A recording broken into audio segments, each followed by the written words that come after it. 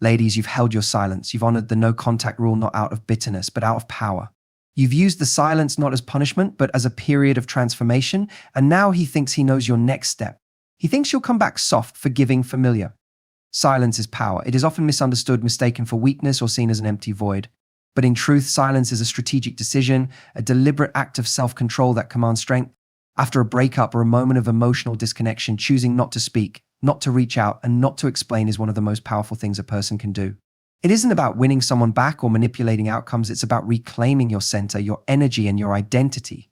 When someone walks away from you or when a relationship ends, there is often an unspoken expectation that you will chase, that you will subplain, that you will beg for clarity or resolution.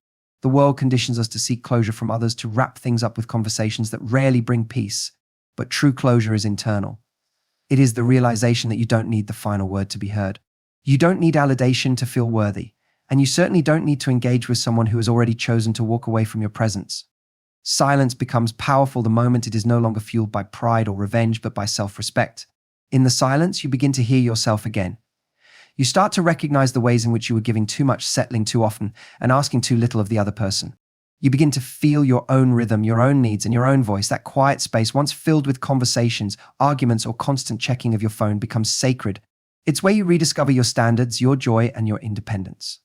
And while you're silent, something interesting happens on the other side. The person who thought they knew your every move starts to question their assumptions.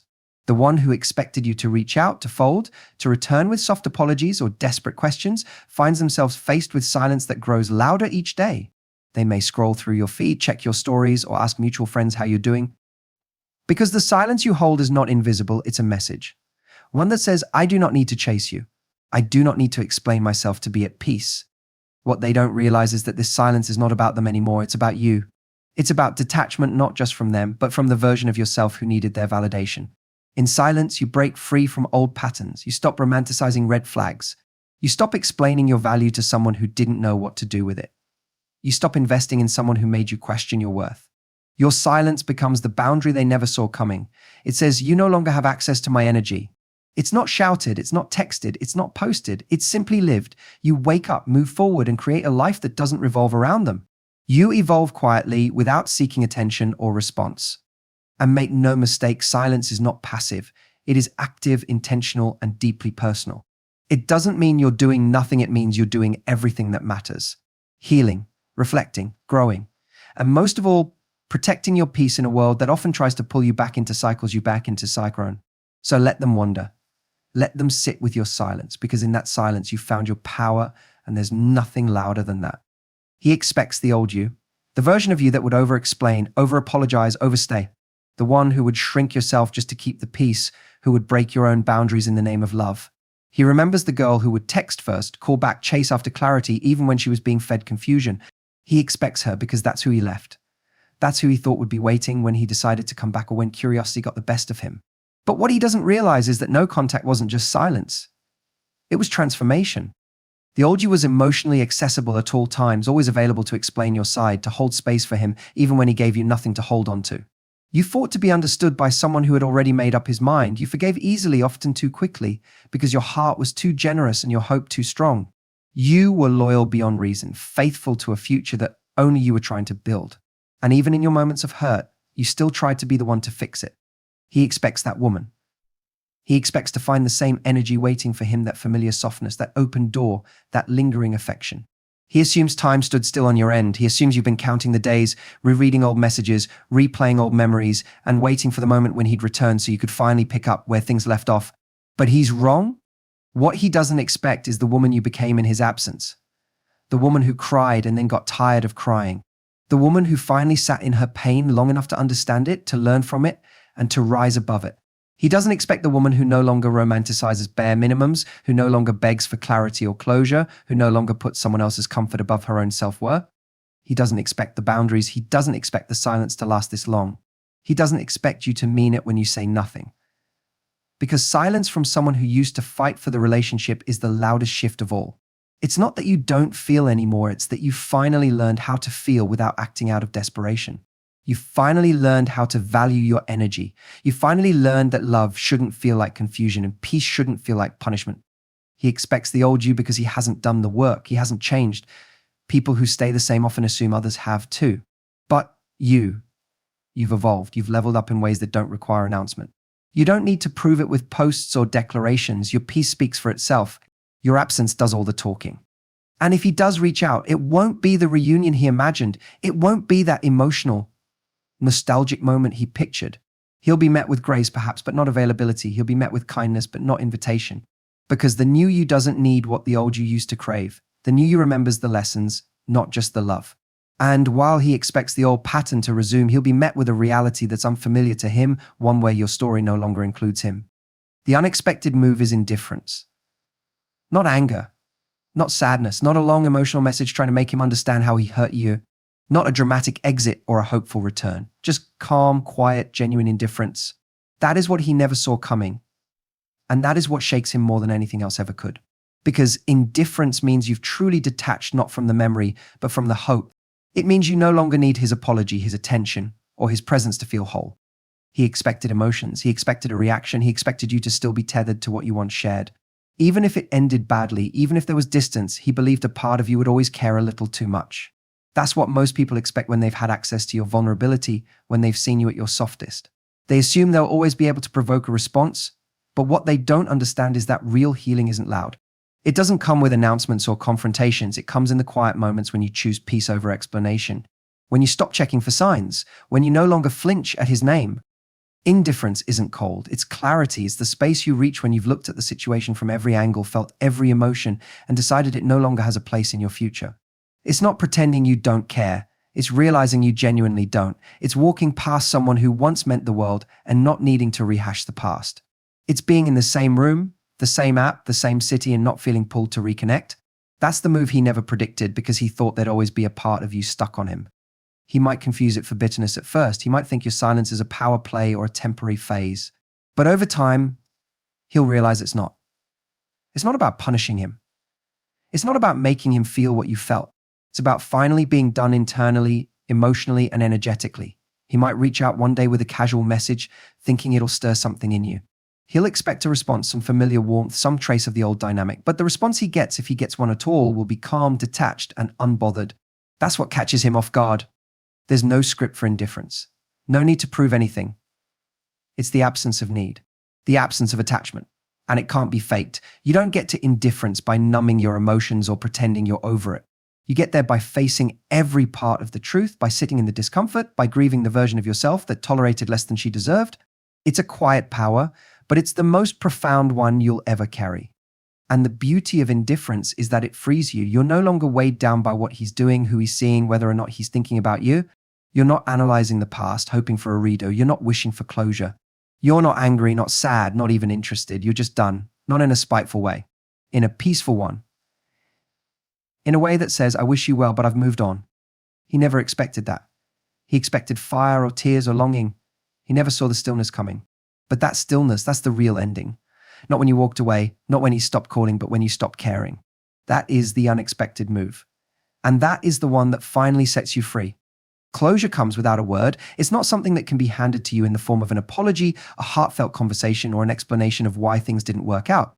It's not something that can be neatly packaged in a final emotional exchange where everything is forgiven and all wounds are healed. True closure doesn't need words, doesn't require the other person's acknowledgement or validation. It comes when you've learned to make peace with the situation on your own, without any external resolution. We've all been conditioned to believe that closure requires a conversation, that if someone hurts us, we need them to explain why, to lay out the reasons, to acknowledge the pain they caused so that we can begin to heal. We tell ourselves that until we get that final word, we'll remain stuck, unable to move forward. But this couldn't be further from the truth. Waiting for someone else to give you closure is an act of surrender, a surrender of your own healing into the hands of someone who may never give you the answer you seek. Closure, in reality, is a decision to release the hold that the past has on you, regardless of whether the other person offers it or not. It's about accepting that the relationship ended, the moments are gone, and no amount of explanation or apology can turn back time or undo the hurt. It's about accepting the truth that the person you were once so emotionally tied to may never understand the impact of their actions, may never admit their mistakes, and may never give you the apology you deserve. But you don't need them to, because you've already found your own peace, your own resolution. It's the quiet realization that you are enough, with or without their words, that you are whole, even if they didn't see your worth when they had the chance. It's the act of forgiving not because they asked for forgiveness, but because holding on to that pain will only keep you trapped. True closure is giving yourself permission to stop replaying the scenes in your head, to stop wondering what went wrong or what could have been done differently. It's choosing to release the grip of the past and focus on the present, on who you are now, who you've become through the lessons, the heart arc, and the growth. In some ways, closure is the ultimate form of self-respect. It's when you stop looking to someone else to make you feel better or to offer you the validation you've been seeking. It's when you stop seeking answers to questions that no longer serve your future. The closure comes when you recognize that the person you were and the person you are becoming are not the same. You are not defined by the relationship, the hurt, or the unanswered questions. You are defined by your own strength to heal without a map, to find peace without the need for words. For many, this may feel impossible at first. It's natural to want clarity, to want that final, defining moment where everything is wrapped up in a neat bow. But as time passes and healing takes place, you begin to realize that the most powerful form of closure is the one that comes from within. It's the day you stop waiting for them to give you what you need. The day you stop asking the universe for a sign that it's okay to move on. The day you realize that closure doesn't have to be a spoken thing, it is instead something you create for yourself, something that exists within your ability to let go. And when you do this, you find that the absence of words becomes its own form of healing. The silence that once felt so loud and empty becomes a space of reflection, acceptance, and growth. You no longer need their words to feel complete. The closure, in all its peace and finality, comes in the quiet understanding that your journey forward does not require their approval, their acknowledgement, or their presence. It comes when you learn to trust in your own process of moving on. The focus shifts from him to you the moment you stop looking for validation from someone who never truly saw your worth.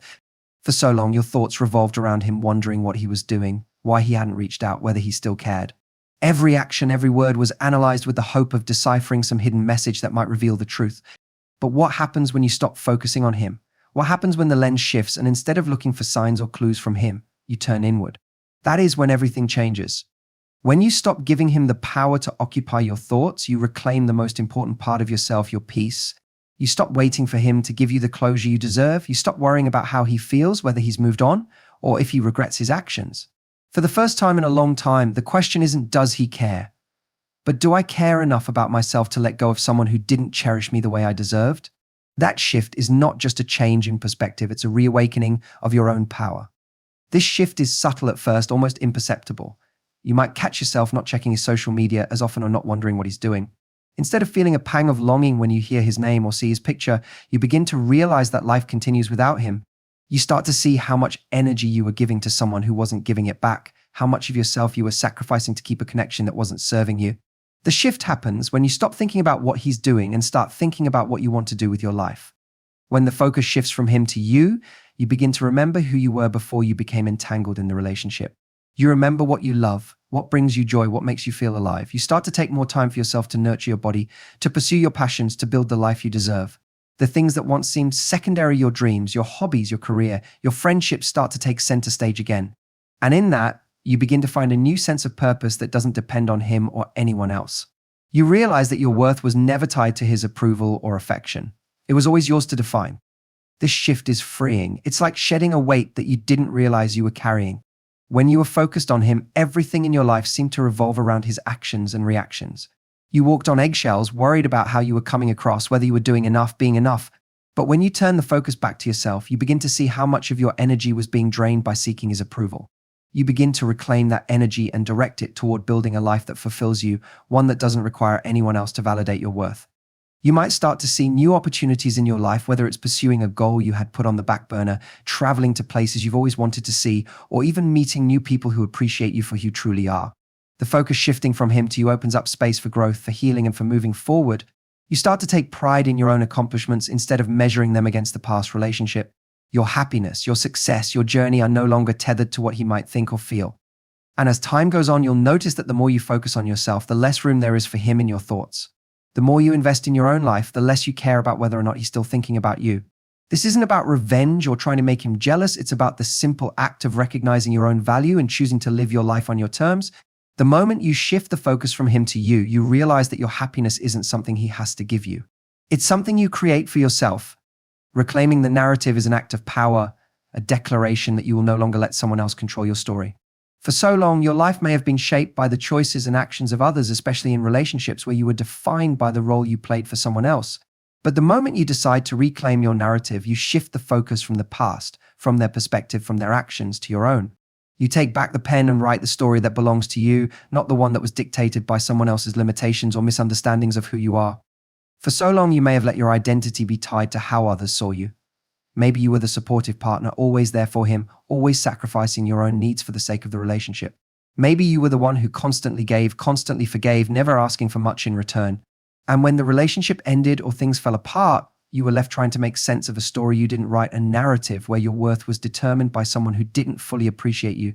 But reclaiming your narrative is about taking ownership of the truth, no matter how painful it may be.